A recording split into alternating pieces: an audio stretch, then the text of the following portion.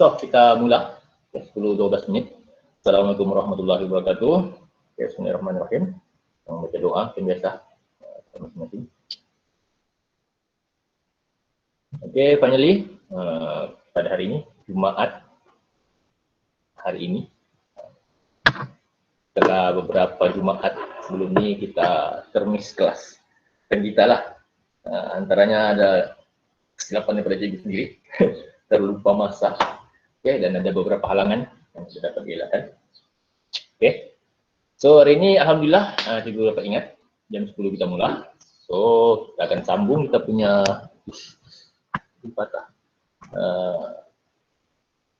PDPR dalam subjek kimia, masih dalam bab 1, keseimbangan redox dan subtopik yang ke berapa sudah.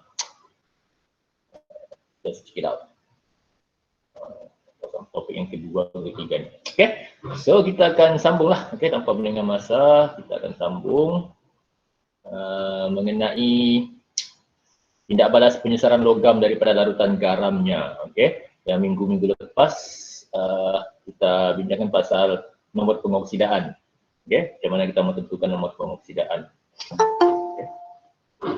So, hari ini kita sambung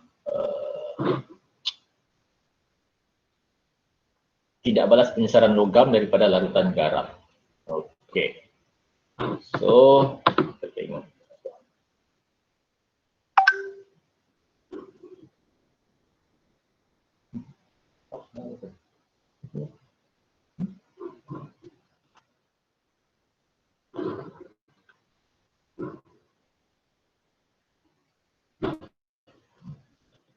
Ini dia.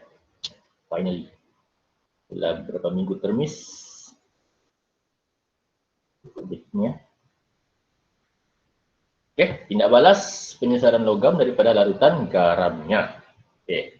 Dalam slide ni larutan kuprum 2. Nanti kamu tanya kenapa namanya larutan kuprum 2, kita sudah bincangkan di minggu-minggu lepas. Kenapa namanya ada nombor 2 Roman. Larutan kuprum 2 nitrat. Dia punya simbol itulah Cu dalam kurungan NO3 tutup kurungan 2. Kuprum nitrat. Kemudian ada logam di sini. Zinc, simbol Zn.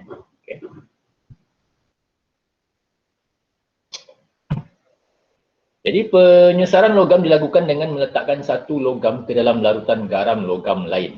Penyesaran logam dilakukan dengan meletakkan satu logam ke dalam larutan garam logam lain. Larutan kuprum 2 nitrat. Itu larutan garam logam lah. Kuprum nitrat. Kemudian diletakkan, kucing. Menggigit. Kemudian ada zinc lah. Zinc tu logam lain. Diletakkan dalam larutan tu. Penyesaran logam. Logam yang lebih elektropositif. Satu larutan garam logam, satu lagi logam. Maksudnya logam lah, keduanya tu logam. Jadi mana-mana antara dua tu, logam tu, yang lebih elektropositif, dia berupaya menyesarkan logam yang kurang elektropositif. Jadi kuprum dan juga zinc. Kalau kamu tengok di jadual berkala, kamu tengoklah kuprum dan zinc itu berada di dalam kumpulan yang keberapa? Logam lah, dalam kumpulan 1 kan, kumpulan 2. Kamu tengok di mana kedudukan dia, kuprum dan zinc tersebut. Siapa yang lebih elektropositif, dia berkebolehan ataupun berupaya untuk menyesarkan. Maksudnya menyesarkan tu, singkirkanlah logam yang kurang elektropositif daripada larutan garamnya. Maksudnya. So, pada eksperimen tu, apa yang kita boleh lihat, pemerhatian lah. Warna biru larutan kuprum 2 nitrat. Warna asal dia adalah warna biru. Apa yang kamu boleh lihat bila kamu tindak balaskan dia dengan logam. Logam yang kamu tindak balaskan itu adalah zinc. Dia akan tindak balas dan warna biru itu akan semakin pudar. Itulah pemerhatian dia. Jadi inference dia, kenapa itu boleh berlaku? Sebab kepekatan ion kuprum 2, Cu2+, ini pun kita sudah bincangkan di minggu yang lepas, mengenai ion kuprum, ion logam ni. semakin berkurangan. Itu sebabnya kenapa semakin pudar warna biru tu, kerana kepekatan ion kuprum 2. Kenapa ion kuprum 2? Sebab dia positif, ion positif, 2 positif kan. Itu sebab nama dia kuprum 2. Kalau dia 3 positif, kuprum 3 lah. Jadi kepekatan dia semakin kurang. Okay. Apa lagi yang kamu lihat? Iaitu pepejal perang terenam. Kamu akan nampak mendapan di tabung uji, di bawah tabung uji itu ada pepejal perang. Jadi inferensi kenapa boleh berlaku itu? Sebab dia pada 3 poin di sana, pepejal kuprum terbentuk. Pepejal perang terenam. Pepejal perang terenam itu apa benda tu? Pepejal kuprum lah. Pepejal kuprum sebenarnya yang terbentuk di dasar tabung uji tersebut. Kemudian ion kuprum 2, Cu2+, menerima 2 elektron. Ion kuprum 2 menerima 2 elektron untuk membentuk atom kuprum. Bila asalnya dia ion kuprum 2 positif. Okay. Bila dia terima 2 elektron, maksudnya 2 negatif, apa yang berlaku? Seimbang. Dia jadi menetralkan antara satu sama lain. Jadi 2 positif dengan 2 negatif bertembung, dia jadi kuprum sahaja. Faham tu kan? Tambah dan tolak bertembung dalam 2 nilai yang sama, 2 positif dengan 2 negatif, bertemu, neutral terus. Jadi kuprum dia, bukan lagi ion kuprum. Okay. Jadi ion kuprum 2 diturunkan. Ini kita sudah bincangkan juga minggu lepas, bagaimana pengoksidaan dan juga penurunan. Jadi penurunan ion kuprum ni diturunkan. Asalnya dia ion 2 positif, hilang dia punya ion charge itu. Tinggal kuprum sahaja, bermaksud dia telah diturunkan. Jadi pepejal perang keenam, itu yang kita perhatikan. Kemudian inference dia, sebab-sebab dia lah kenapa pepejal perang itu boleh terenap di bawah. Apa yang berlaku sebenarnya? Inilah proses dia. Ada 3 poin di sana. Pepejal kuprum terbentuk, ion kuprum menerima 2 elektron membentuk atom kuprum, dan ion kuprum 2 diturunkan. Okay. Kemudian apa lagi yang kamu perhatikan? Kepingan zinc semakin nipis. Asalnya tadi ada sekeping zinc. Bila sudah kamu rendamkan dalam larutan kuprum nitrat tadi, dia bertindak balas, kepingan itu semakin tipis, semakin mengecil lah. Jadi, itu yang kamu perhatikan. Jadi, inference dia, kenapa itu berlaku? Jadi, apa yang berlaku dalam sana tu, ada 3 poin juga. Atom zinc mengion, lalu membentuk ion zinc 2 positif. Dia mengion, maksudnya asalnya dia logam zinc saja. Tidak ada ion, dia ada charge. Kamu rendamkan dia dalam tu. Jadi, apa yang berlaku bila dia bertindak balas dengan larutan kuprum nitrat tadi, dia mengion, mengeluarkan cas. Dia buang dia punya elektron sebanyak 2 biji. Bila keluar 2 elektron dia, bermaksud dia akan jadi ion positif sebab dia buang elektron. Jadi 2 positif. Zinc jadi bertukar menjadi ion zinc 2 positif. Jadi dia mengion. Kemudian atom zinc membebaskan 2 elektron. Itulah bila dia sudah mengion, bermaksud dia keluarkan cas lah. Dia buang cas. Jadi atom zinc membebaskan 2 elektron untuk membentuk ion zinc 2 positif. Okay. Jadi apa yang berlaku ialah zinc dioksidakan. Dia bebaskan 2 elektron. Jadi dia dioksidakan. Okay. Yang menerima elektron diturunkan. Kuprum menerima elektron. Okay. Kita ada bincangkan juga tadi minggu-minggu lepas tu, pengoksidaan dari segi penerimaan dan penyingkiran elektron kan. Pengoksidaan menyingkirkan elektron, membebaskan elektron, pengoksidaan membebaskan elektron, penurunan menerima elektron. Ini saja. Okey. Okey. Ini apa tadi tu? Penyesaran logam daripada larutan garamnya kan. Penyesaran logam dari larutan garamnya. Inilah prosesnya. Okey, setengah persamaan pengoksidaan. Kita sudah bincangkan minggu lepas. Bagaimana bila sebut setengah persamaan pengoksidaan ni ataupun setengah persamaan penurunan, actually dia merujuk kepada bagaimana suatu unsur ataupun suatu atom tu membentuk ion, dia menjadi ion. Ataupun daripada ion dia menjadi unsur. Ion tu dia hilang dia punya charge, dia jadi atom lah, dia jadi macam neutral. Okay, jadi setengah persamaan pengoksidaan zinc, yang bentuk pejal.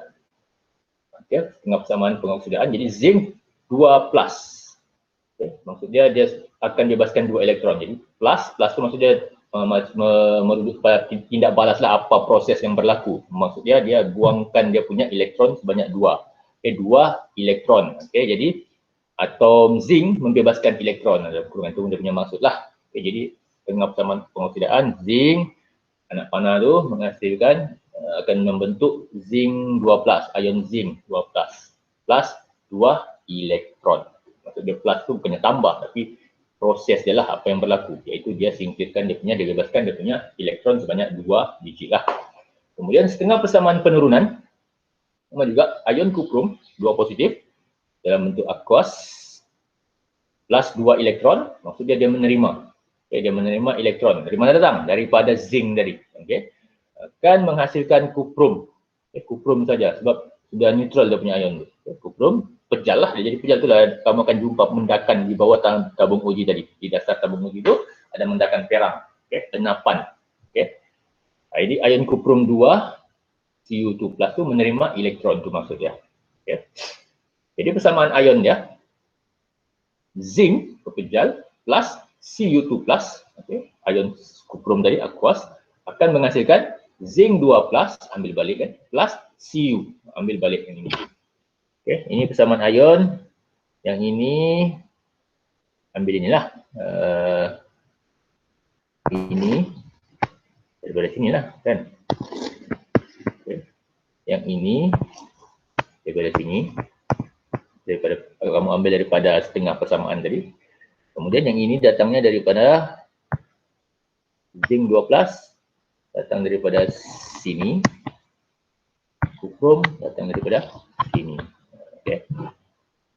Persamaan ion. Jadi first untuk dapatkan persamaan ion ni, kamu kena tahu macam mana mau bentuk ni persamaan setengah pengoksidaan dan persamaan setengah penurunan. Barulah kamu dah boleh dapatkan dia punya persamaan ion. Tapi siapa yang sudah cekap, mahir, dia tengok saja memang terus dapat. Dia boleh tahu sudah. Okay. Tapi kalau masih slow lagi, kamu boleh buatlah step by step dia. Satu persatu terus dapat. Okay, jadi persamaan kimia dia yang komplit dan seimbang, tulis balik. Okay. Asalnya tidak balas dia tadi logam dengan larutan garam logam kan. Larutan garam logam. Jadi zinc plus, ini daripada soalan tadi, kuprum nitrat. Masukkan balik ni. Menghasilkan zinc nitrat plus kuprum. Okay. Maksudnya kalau dalam persamaan kimia ni, dia bersilang ni. Okay. Yang ini akan bertemu dengan yang ini, zinc nitrat. Ini nampak ni. Lepas tu tinggal kuprum. Kuprumlah sendiri. Dia bersilang. Kalau di sini ada dia punya gandingan zinc something lah, zinc apa, zinc klorida ke, zinc apa ke kan. Jadi kuprum ni akan bergabung dengan yang itulah pula dengan zinc tadi punya gandingan. Maksudnya dia bersilang lah. Yang contohlah zinc sulfat, contohlah Zn SO4 plus kuprum nitrat, contoh kan, nitrat 2. Contoh tidak semestinya betul, kalau seimbang pun tak pasti lagi seimbang atau tidak. Jadi zinc akan berjumpa dengan nitrat, dia akan bergabung dengan nitrat, dia bersilang kan, plus kuprum dia bersilang dengan sulfat kuprum, macam itulah. Okay, dia bersilang. Okey, itu contoh lain lah. Okey, supaya kamu tidak terlampau otak kamu fix bila inilah dia punya jawapan lah. Tidak, dia ikut soalan lah, apa soalan buat. Macam contoh sekarang dia cuma zinc dengan berjabas dengan kuprum nitrat. Situlah. Kalau dia zinc klorida ke, zinc apa ke, contoh lah. Kasih silang je dia. Okey, betul.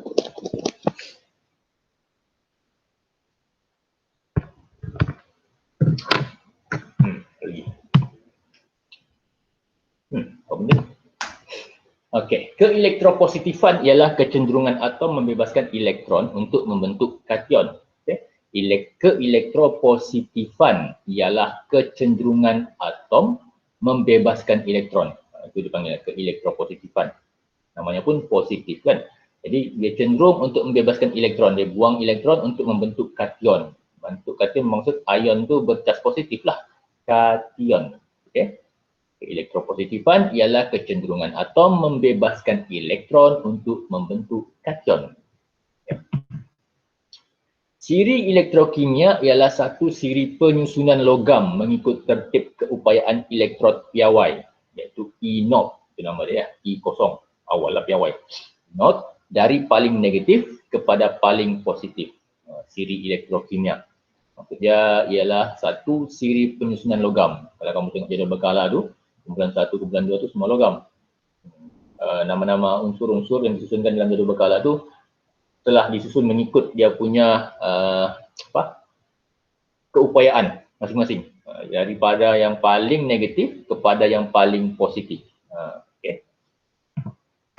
Jadi logam yang lebih elektropositif adalah ejen penurunan, yang lebih elektropositif, maksudnya yang cenderung untuk membebaskan elektron.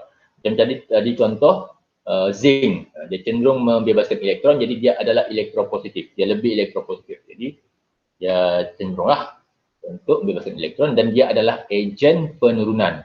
Dia ejen penurunan. Okey. Ejen penurunan. Dia bebaskan elektron. Dia lebih kuat, adalah ejen penurunan lebih kuat kerana nilai E0, keupayaan elektron piawai dia, lebih negatif, maka lebih mudah melepaskan elektron. Okey. Jadi lebih kuat kerana nilai E0 nya lebih negatif, maka lebih mudah melepaskan elektron. Apa lagi? Nah, ini contoh dia. Okey. Unsur ion ion logam ni, ion logam ejen pengoksidaan. Ejen pengoksidaan, ion logam.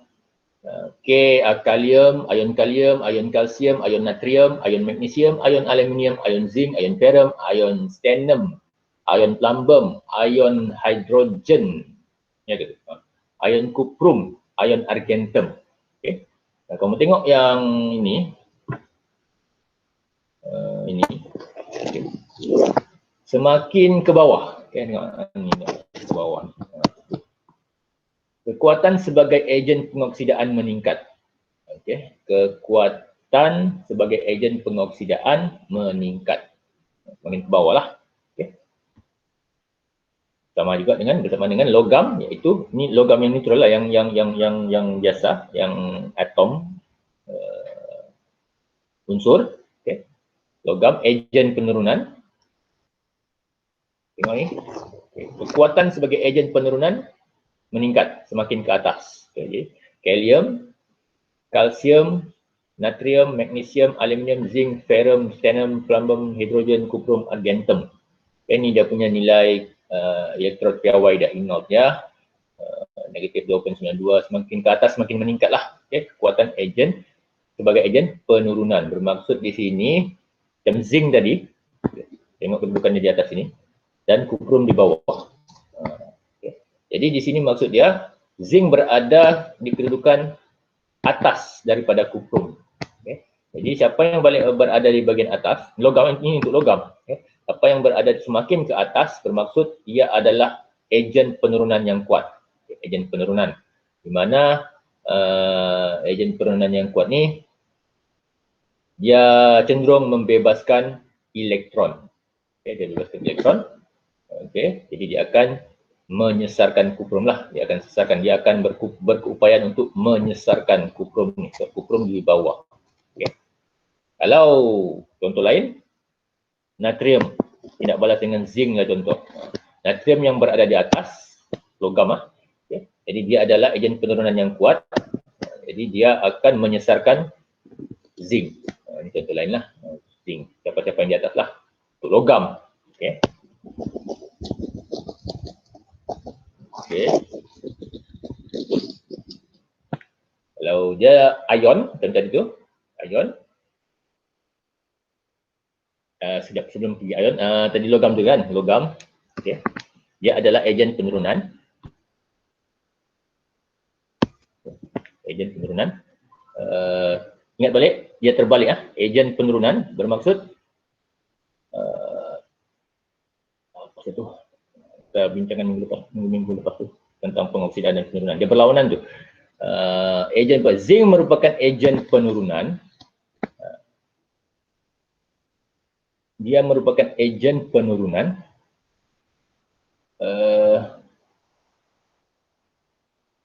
Manakala kuprum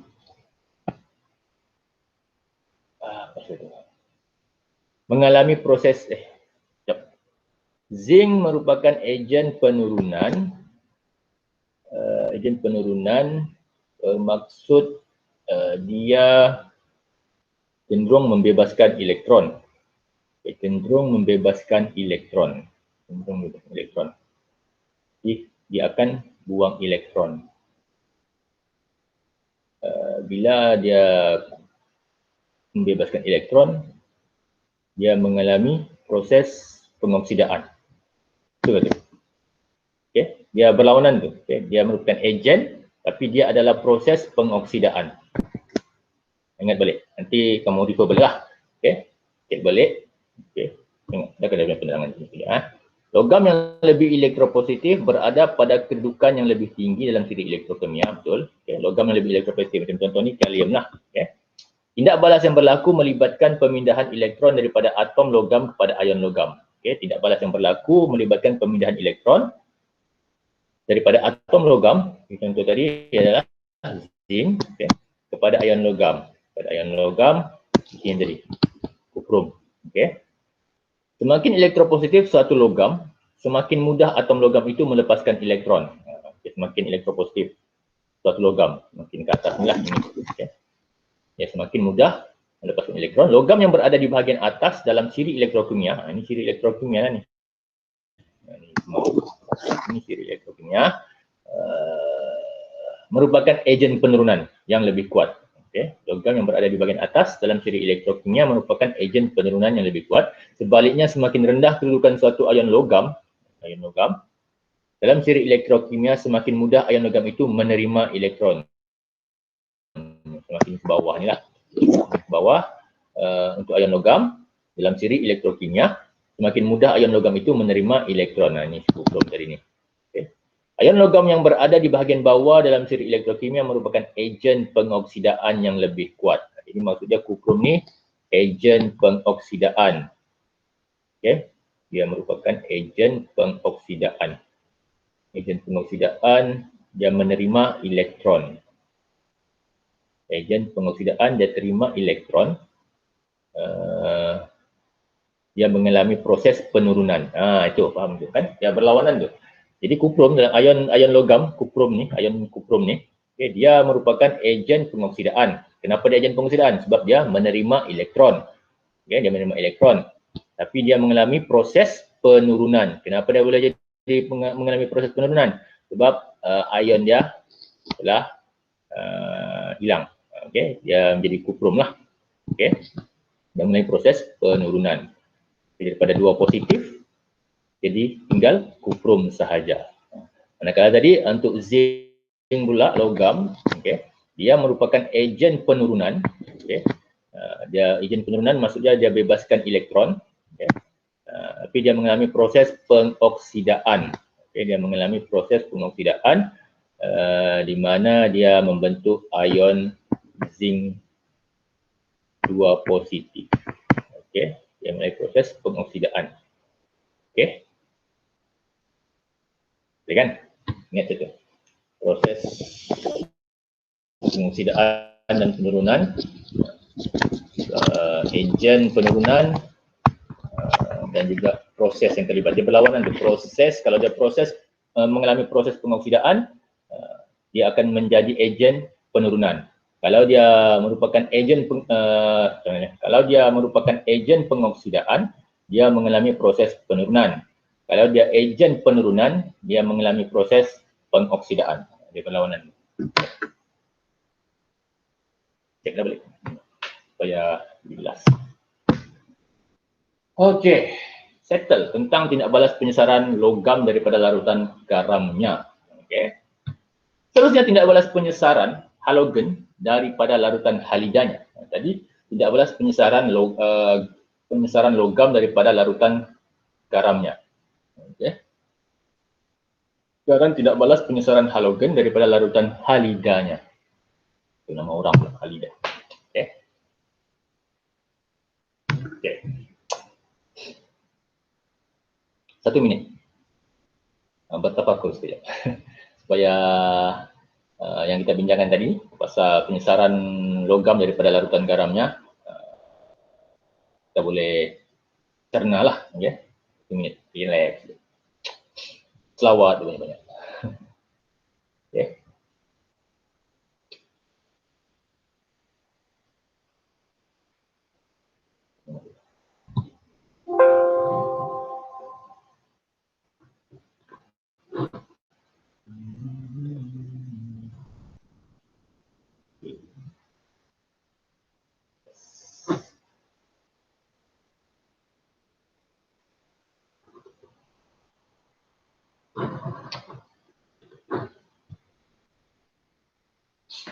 Okey, sambung.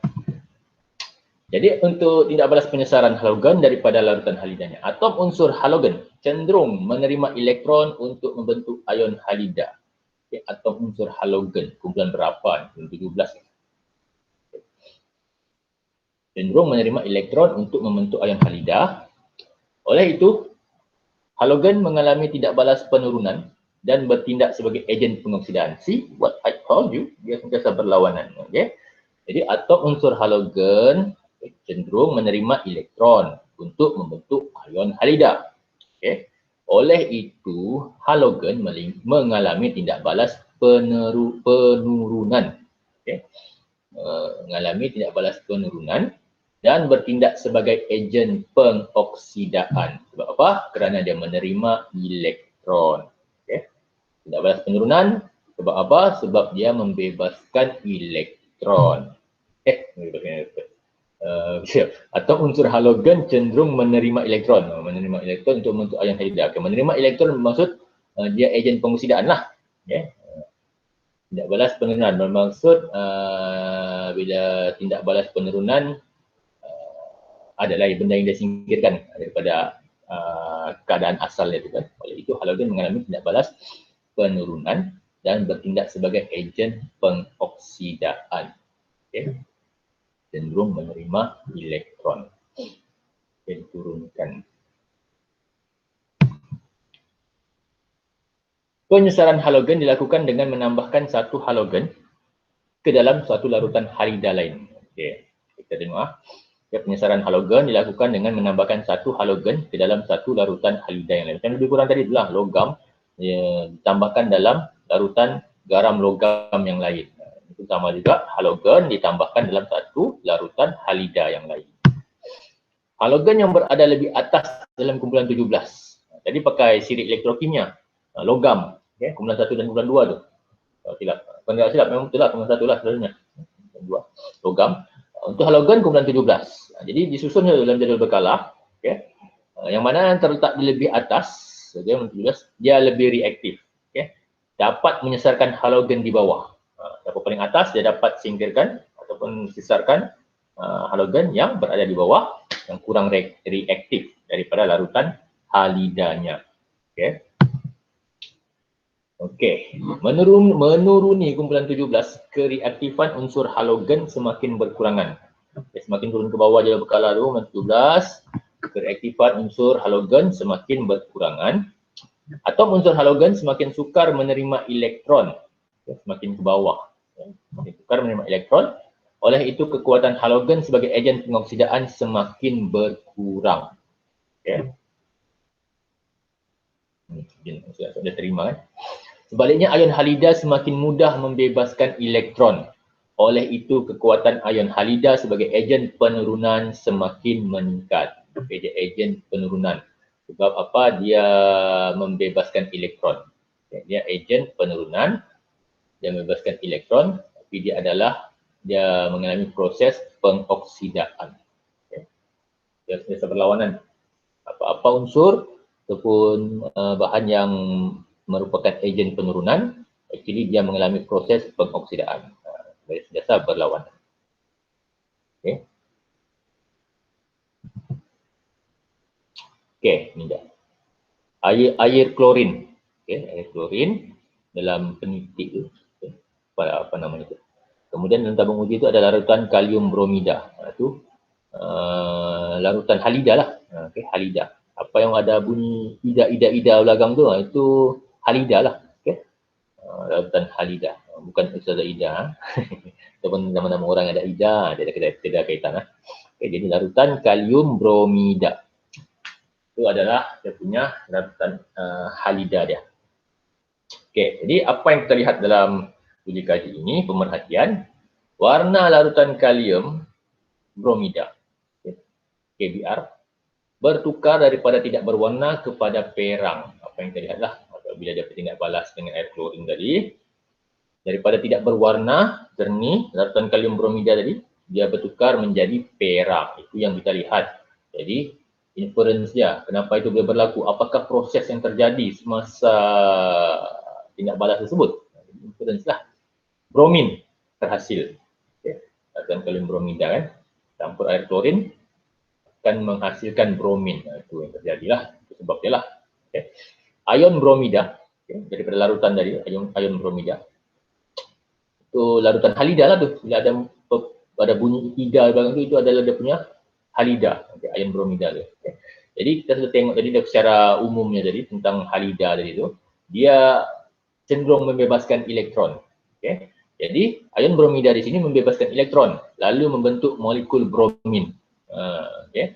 Okay, ion bromida membebaskan elektron, asalnya dia ion negatif bromida tu. Bila dia bebaskan elektron, bermaksud dia akan jadi neutral lah. Dia bebaskan sudah elektron dia. Jadi dia jadi dia jadi molekul bromin, Br2.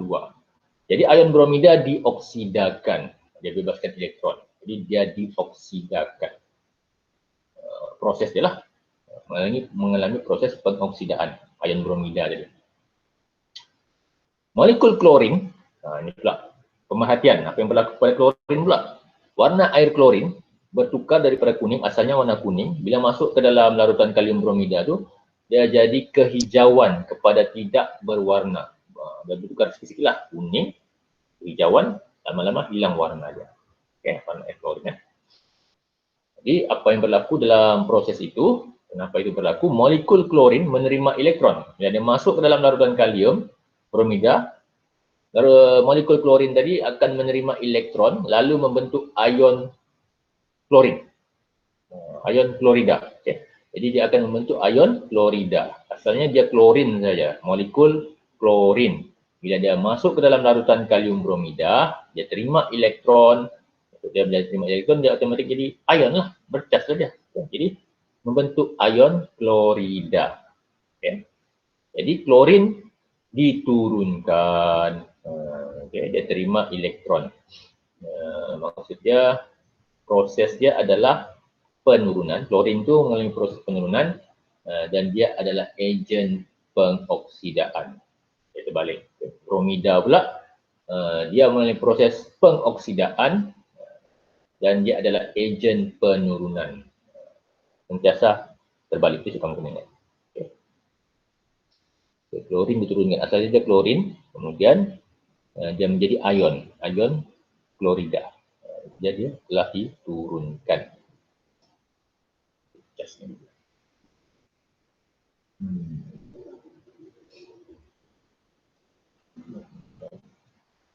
Asalnya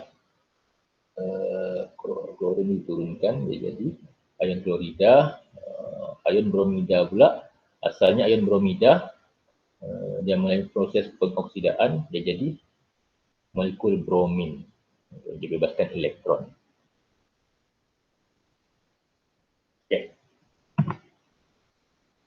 Okay. Kemudian, bila kita tengok tu, kita tengok setengah persamaan pengoksidaan. Apa yang berlaku. Okay. Bila sebut lagi setengah persamaan pengoksidaan, sentiasa dalam otak kita memang terus melekat, oh ini bagaimana ion-ion tu terhasil. Okay. Ataupun daripada yang bukan ion, dia menjadi ion. Ataupun yang daripada ion menjadi bukan ion. Itulah. Jadi bila kita sebut ion, mesti melibatkan charge lah, sama ada positif atau negatif, elektron lah. Yang kita mainkan adalah penerimaan elektron ataupun pembebasan elektron. Okay, jadi setengah persamaan pengoksidaan, bila sebut pasal pengoksidaan bermaksud dia bebaskan elektron. Jadi dalam kes ini halida, bromin, bromida, dua ini dia simbangkan dulu ya. Kenapa dia letak sini? Dia simbangkan. Asalnya dia Br, asalnya dia begini, bromin, bromida, akuaskan, menghasilkan ni anak panah, menghasilkan ion molekul bromin plus 2 elektron. Okey. Tak seimbang. Okey. Ini punya persamaan asalnya. Okey. Ion molekul bromin kan, molekul maksudnya di sini ada 2 atom bromin ni. Ni ada 2 sini. Jadi maksudnya ada 2 bromin. Br tingkatkanlah jadi Br2 begitu. Jadi dipanggil sebagai molekul. Kalau dia satu dia dipanggil atom atau unsur-unsur. Jadi sekarang ini molekul bromin ada 2 biji. Bila 2 biji bermaksud dia akan bebaskan 2 elektron. Okey, actually Br setiap satu ni satu kan. Jadi bila dia jadi ion bromida, benda ni misalnya molekul bromin, jadi maksud dia di sini dia bebaskan 2 elektron, 2 negatif ni satu, sini satu. Okey, maksudnya tu. Okey, barang-barang. Okey, so jadi untuk seimbangkan dia, sini ada 2. Sini ada 2. Jadi kita letak nombor 2 sini lah. Barulah nampak seimbang dari sini. 2 molekul bromida. 2 ion bromida. 2 ion bromida. Okay, hasil tindak balas dia lah. Iaitu dari mana datangnya? Daripada pembebasan 2 elektron daripada molekul bromin. Okey. Itu maksud dia. Okay, ini dia timbangkan. Okey, kadang-kadang sekarang terpisah. Okey. So, jadi ion bromida membebaskan elektron. Ni. Setengah persamaan penurunan, okey. Tengoklah. Klorin. Satu lagi mungkin bila kamu jumpa soalan tu kamu akan tanya yang mana satu kita mau letak sebagai pengoksidaan dan mana satu penurunan ni. Tengok daripada jadual berkala. Okey. Macam kes sekarang ni halida. Halida ni halogen ni dalam kumpulan 17. Tengok susunan dalam jadual berkala kumpulan 17. Selalunya dalam SPM memang dia akan bagilah jadual berkala ni page paling belakang ataupun paling depan. Okey, tengok siapa yang di atas. Paling atas tadi tu dia lebih reaktif. Lebih reaktif maksud dia yang akan cenderung untuk menyesarkan unsur yang berada di bahagian bawah. Okey, kumpulan 17 tersebut. Itu halogen. Okey, kamu tengoklah dalam jadual berkala antara bromin dengan klorin ni siapa yang berada di atas. Okey. Jadi kalau macam kes ini setengah persamaan pengoksidaan iaitu bromin. Okey, bermaksud apa ni? Bromin yang di atas ke atau klorin yang di atas? Okey, kamu kena balik ini tadi. Maksud tadi. Okey, dioksidakan. Okey, ni balik. Menurunnya kumpulan 17, kereaktifan unsur halogen semakin berkurangan. Okay. Atom kereaktifan unsur halogen semakin berkurangan. Atom unsur halogen semakin sukar menerima elektron. Oleh itu kekuatan halogen sebagai agen pengoksidaan semakin berkurangan. Atom unsur halogen semakin sukar menerima elektron. Sebaliknya ion halida semakin mudah membebaskan elektron. Oleh itu kekuatan ion halida sebagai agen penerangan semakin meningkat. Okey.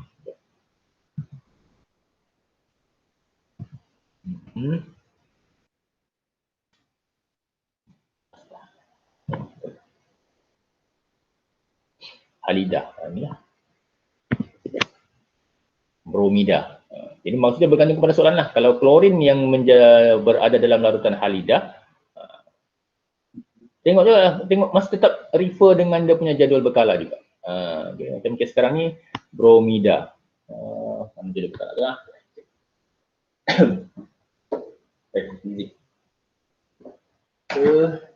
Where is and yeah. Okay. Kumpulan 17. Klorin di atas, baru bromin. Okay. Jadi dia kata dari semakin atas dia reaktifkan, okay. Dia lebih mudah menyesarkan. Okay. Cuma sekarang bromin di bawah. Jadi betul lah klorin yang akan menyesarkan bromin tadi. Okay. Sebab bromin berada di bawah klorin. Okey. Jadi sekarang bromin merupakan dia punya larutan halida. Okey. Jadi dia akan bebaskan elektron manakala persamaan penurunan klorin dia akan terima elektron, okay, daripada bromin tadi.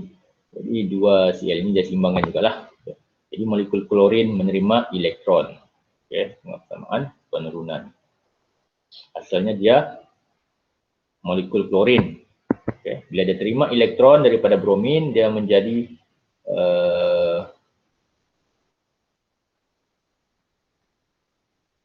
ion negatif. Okay. Ion klorin. Okay. Jadi ion klorin. Jadi persamaan ion, ambillah balik. Okay. Ini 2 Br, 2 bromin, 2 bromida. Okay. Campurkan dengan klorin.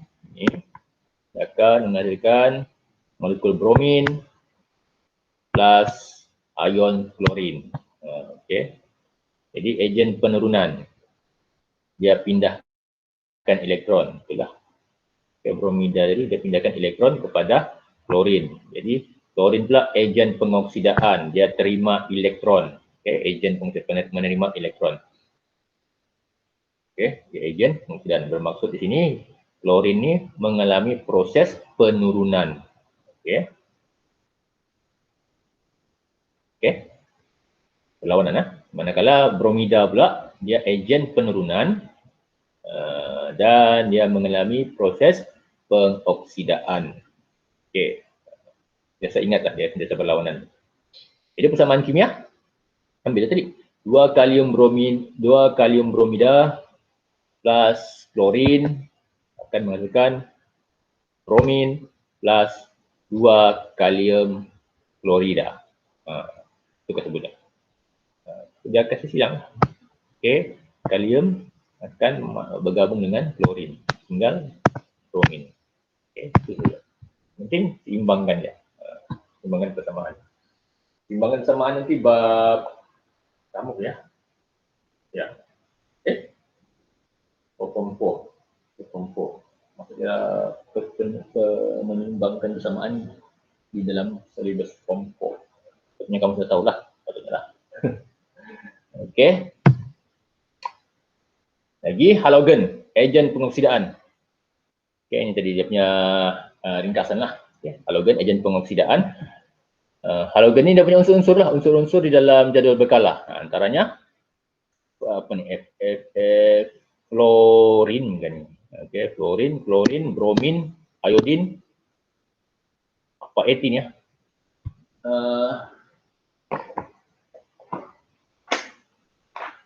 Antion,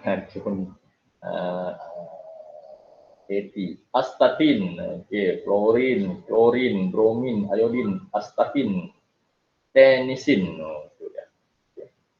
Jadi semakin ke atas, kekuatan sebagai agen pengoksidaan meningkat untuk unsur-unsur di dalam kumpulan 17 ni ya, unsur dalam kumpulan 17 asal dia punya unsur secara neutralnya lah.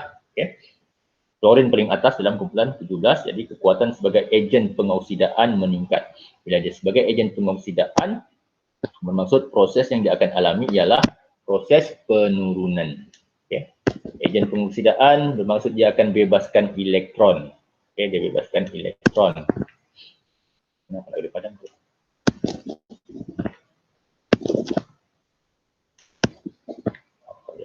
Okey. Manakala ion halida pula, ion halida inilah bila dia sudah bebaskan, bila dia sudah bebaskan elektron, halogen tadi ni, dia bebaskan elektron, dia paling atas dia lebih mudah membebaskan elektron. Okey. Okay, jadi bila dia sudah bebaskan elektron, dia akan jadi ion lah, ion klorin. Okay, sini ada dua, jadi dua lah.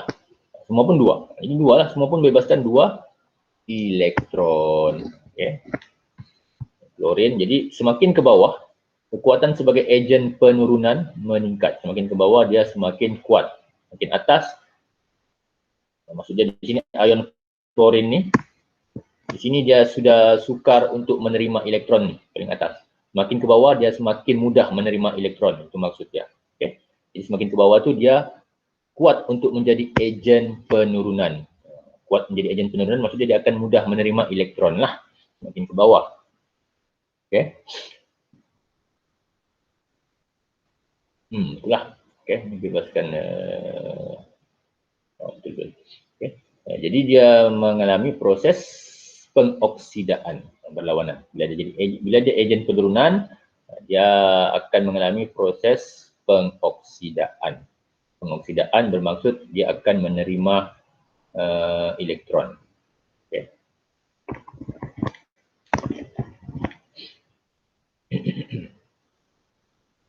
Ini dia bebaskan elektron jadi ini.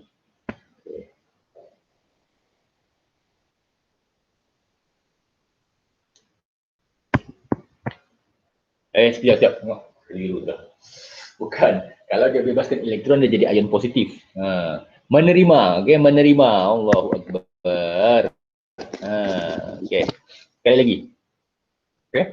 Semakin halogen, unsur halogen adalah unsur yang terdapat di dalam kumpulan 7 gas, iaitu fluorin, klorin, bromin, iodin, astatin, tenisin, okey, bos sekali tenisin. Okey, semakin ke atas, kekuatan sebagai ejen pengoksidaan meningkat. Maksudnya ejen pengoksidaan meningkat maksudnya dia cenderung untuk membebaskan dia punya dia cenderung untuk menerima elektron.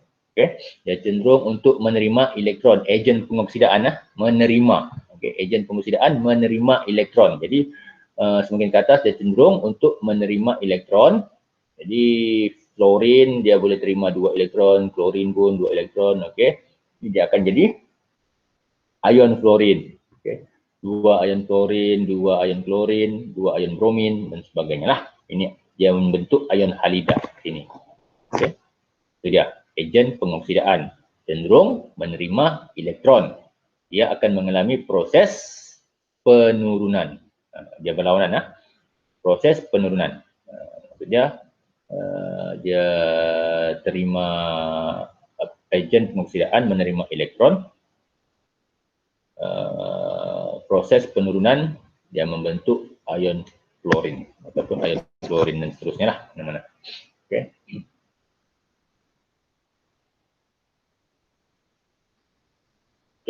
Kemudian dia akan jadi ion halida sini. Okay. Semakin ke bawah pula, kekuatan sebagai ejen penurunan meningkat. Ejen penurunan. Ejen penurunan meningkat. Kekuatan sebagai ejen penurunan meningkat. Bermaksud yang paling atas dia mengalami kesukaran sudah untuk menerima sebarang elektron lagi. Sukar sudah. Okay. Dia tidak boleh terima elektron lagi. Susah. Semakin ke bawah dia masih boleh terima elektron. Okay, semakin ke bawah dia masih boleh terima elektron. Jadi kekuatan sebagai ejen penurunan meningkat semakin ke bawah, kekuatan sebagai ejen penurunan meningkat. Maksudnya di sini semakin ke bawah kalau ejen penurunan dia bebaskan semula elektron. Okay. Semakin ke bawah dia bebaskan semula elektron ataupun dia betul lah. Semakin ke bawah dia bebaskan semula elektron. Itu ejen penurunan. Jadi maksud dia semakin ke bawah dia akan mudah mengalami proses pengoksidaan. Okay, proses pengoksidaan. Maksud dia proses pengoksidaan di sini penambahan proses pengoksidaan. Tengok tu pun keliru sudah. Macam ejen penurunan maksud dia sudah balik.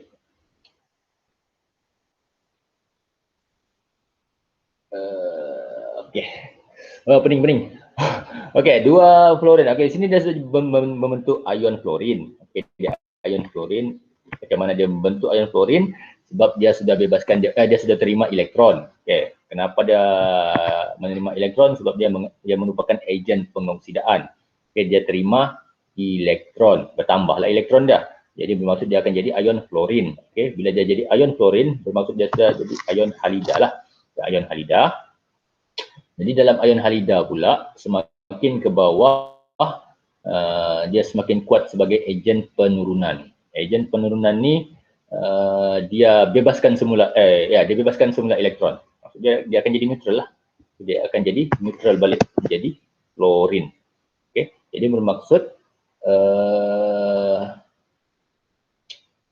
bila dia kuat sebagai ejen penurunan, semakin ke bawah, dia akan mengalami proses pengoksidaan. Sentiasa berlawanan lah. Pentingnya senang banget dia sentiasa berlawan. Bila ada ejen penurunan, dia automatically akan mengalami proses pengoksidaan. Senang cerita gitulah. Okey. Dia buang balik elektron, jadi neutral balik. Yalah. Sebenarnya dia ion, dia jadi neutral balik. Jadi semakin reaktif satu halogen, sudah. Semakin reaktif satu halogen, semakin mudah halogen itu menerima elektron. Semakin reaktif suatu halogen ni, di atas, semakin mudah halogen itu menerima elektron. Okay, ni. Halogen yang berada di bahagian atas 917 merupakan ejen pengoksidaan yang kuat. Ni, fluorin lah. Dia mudah menerima elektron. Sebaliknya semakin rendah kedudukan ion halida di bawah. Dalam kumpulan 17, semakin mudah ion halida itu melepaskan elektron, dia bebaskan elektron dia. Okay. Jadi dia ejen penurunan lah. Ion halida yang berada di bahagian bawah dalam kumpulan 17 merupakan ejen penurunan yang lebih kuat. Semakin ke bawah untuk ion halida, dia adalah ejen penurunan yang kuat. Okay.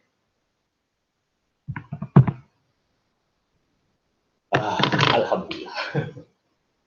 Okay, untuk hari ini tu cukup untuk hari ini. Pasal ini kita cover pasal penyesaran logam daripada larutan garamnya, okay, dan juga penyesaran halogen daripada larutan halidanya. Cukup. Ini pun juga sudah pandai terpelihot dengan kepala otak. Pandai confuse, okay, gara-gara tu proses pengoksidaan, penurunan tu dia sentiasa berlawanan tu. Okay. So kalau tiba boleh terpening gitu, apatah lagi kamu kan. So kena pelan-pelan, kena slow balik, reverse balik, macam mana dia punya konsep tu untuk kita dapat recall balik ke mana yang kita boleh yang kita faham tentang konsepnya tu, penurunan dan pengoksidaan. Okay. So untuk hari ini itu saja. Okay. Jadi next week insyaAllah kalau belum cuti kita akan tengok pula keupayaan elektron piawai. Okay. Kalau ada soalan, kita tangguh kelas kita ke minggu hadapan kalau belum cuti lah. Okay. Rasanya memang ada soalan lah kan. Kalau sudah mau tanya sini, tanya dalam WhatsApp pun boleh. Okay. So itu ya. Thank you very much. Thank you for your attendance and cooperation. Hari ini 12 orang ya. Bagus. Bagus. Okay. Assalamualaikum. Terima kasih semua. Thank you, sir. Thank you, sir. Alright.